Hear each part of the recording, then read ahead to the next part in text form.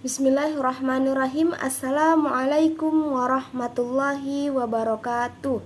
Alhamdulillahirrabbilalamin. Wassalatu wassalamu ala asrafil anbiya'i wal mursalin wa ala alihi wa sahbihi ajmain, amma ba'du. Yang pertama-tama, marilah kita panjatkan puji dan syukur kita atas kehadirat Allah subhanahu wa ta'ala, yang mana atas rahmatnya kita masih diberikan nikmat berupa iman, Islam, dan juga nikmat kesehatan.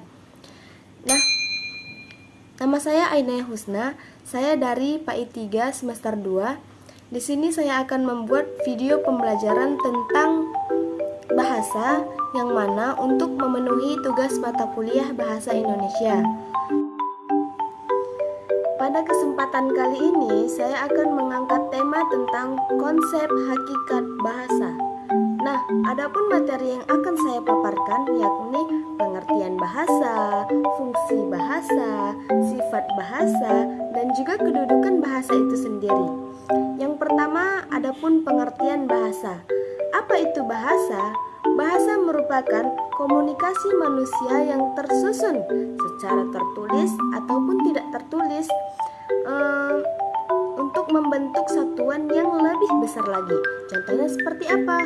Kata ataupun kalimat. Adapun yang kedua yakni sifat bahasa. Nah, sifat bahasa ini dikategorikan menjadi dua, yakni bahasa yang bersifat formal dan juga bahasa yang bersifat non-formal. Nah, bagaimana bahasa yang bersifat formal ini? Bahasa yang bersifat formal yakni bahasa yang tersusun dari sebuah satuan bahasa yang memiliki arti di dalam Kamus Besar Bahasa Indonesia. Nah, bahasa formal ini biasanya digunakan dalam acara-acara formal ataupun kegiatan-kegiatan yang formal. Nah, untuk yang kedua, bahasa non-formal. Bahasa non-formal ini yakni bahasa yang digunakan dalam kehidupan sehari-hari kita. Yang mana bahasa ini yang penting ada pemahaman antara ngerti sama ngerti. Tidak harus ada di dalam Kamus Besar Bahasa Indonesia.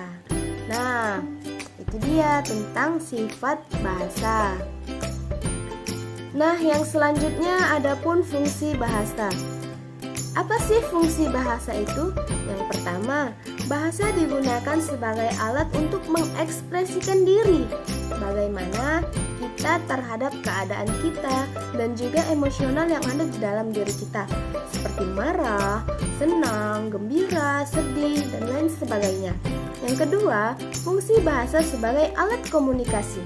Nah, sebagaimana kita sebagai individu untuk berinteraksi kepada orang lain, kita memerlukan bahasa yang sama-sama difahami oleh orang lain, sehingga ada terjalinnya komunikasi antara satu individu dengan individu yang lain.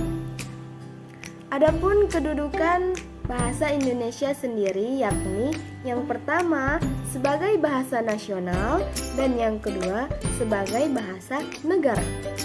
Sebagai bahasa nasional, yakni ia melambangkan kebanggaan nasional, dan yang kedua, ia melambangkan sebagai identitas nasional. Nah, sebagai bahasa negara, yakni ia merupakan bahasa resmi kewarganegaraan Indonesia. Nah, mungkin itu saja dari saya. Lebih dan kurangnya saya mohon maaf. Saya akhiri. Wassalamualaikum warahmatullahi wabarakatuh.